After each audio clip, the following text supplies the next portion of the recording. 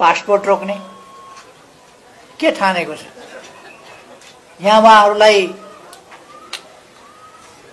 यो हाहुको सरकारलाई देश जिम्मा लगाइदिएर हामी विदेश भाग्छौँ के छ?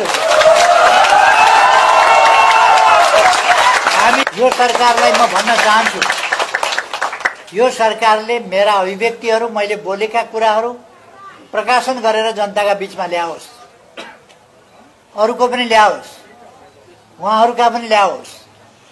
मैले भनेका सम्पूर्ण कुराहरू यो सरकारले हिम्मतका साथ जनताका बीचमा पुर्याओस्, प्रकाशित गरोस् कुराहरू।